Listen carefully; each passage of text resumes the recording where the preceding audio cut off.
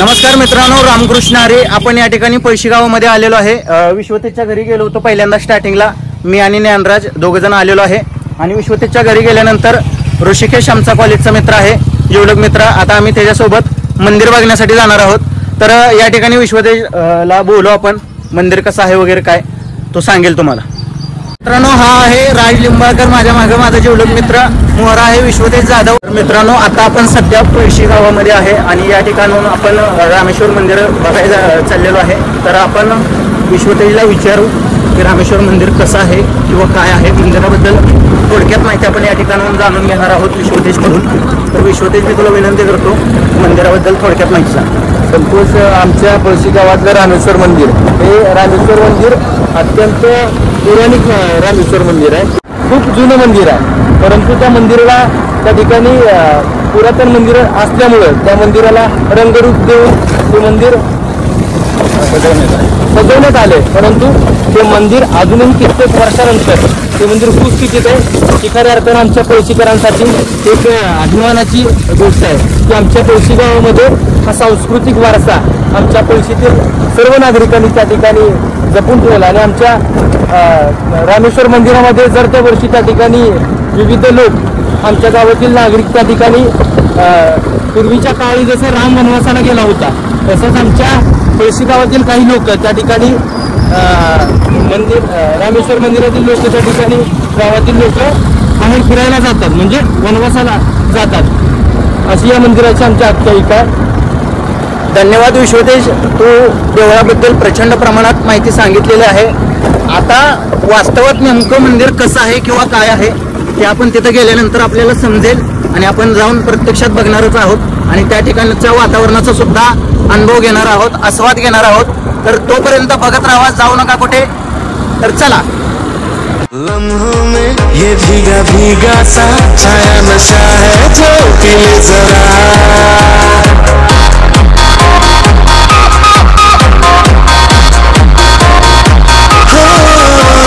लम्हों में ये भीगा भीगा सा छाया नशा है जो पी ले जरा. दुनिया से थोड़ा अलग होके खुद में कहीं पे ही जी ले जरा. हम सफर. तर मित्रांनो, तुमच्या सगळ्यांची प्रतीक्षा संपलेली आहे आणि आपण सध्या पळशी गावामधील जे मंदिर आहे रामेश्वर मंदिर, त्या मंदिराजवळ आलेलो आहेत. तुम्ही या ठिकाणी बघू शकताय, आपण प्रवेशद्वारमधून आत प्रवेश केलेला आहे आणि आपण थोड्याच वेळात मंदिराचा पूर्ण आस्वाद घेणार आहोत. तर बघा. बस लिए समर्पण तन मन से मैं देवभूमि में आता हूँ. है भाग्य मेरा, सौभाग्य मेरा, मैं तुमको शीश नवाता हूँ. मैं तुमको शीश नवाता हूँ और धन्य धन्य हो जाता हूँ. मैं तुमको शीश नवाता हूँ और धन्य धन्य हो जाता हूँ. मैं तुमको शीश नवाता हूँ और धन्य धन्य हो जाता हूँ. मैं तुमको शीश नवाता हूँ और धन्य धन्य हो जाता हूँ. नमस्कार मित्रांनो, आपण पळशी गावामधील जे रामेश्वर मंदिर होतं ते मंदिर आपण बघायला आलेलो आहोत. तर मंदिर आम्ही पूर्ण बघितलेलं आहे, तुम्हाला सुद्धा दाखवतो. आम्ही या ठिकाणी माझे सगळे मित्र या ठिकाणी आलेलो आहोत आणि आता या मंदिराबद्दल थोडक्यात माहिती विश्वतेजला मी विचारणार आहे किंवा इथल्या प्रॉपर लोकांकडून जाणून घेणार आहोत. जरी काही मिळेल तेवढी माहिती तुम्हाला आम्ही सांगणार आहोत. तर बघत राहा. खऱ्या अर्थानं हे आमच्या पळशी गावातील रामेश्वर जे मंदिर आहे ते मंदिर अतिशय पुरातन मंदिर आहे. या मंदिराची आख्यायिका अशी आहे की आमच्या पळशी गावातील जो थोरवाडा आहे आणि हे जे रामेश्वर मंदिर आहे, या रामेश्वर मंदिराला भुयार आहे असा इथली आख्यायिका आहे. आणि हे मंदिर खूप पूर्वीचं आणि खूप जुनं हे मंदिर आहे. त्या ठिकाणी आपण हे दगडी बांधकाम पाहू शकता.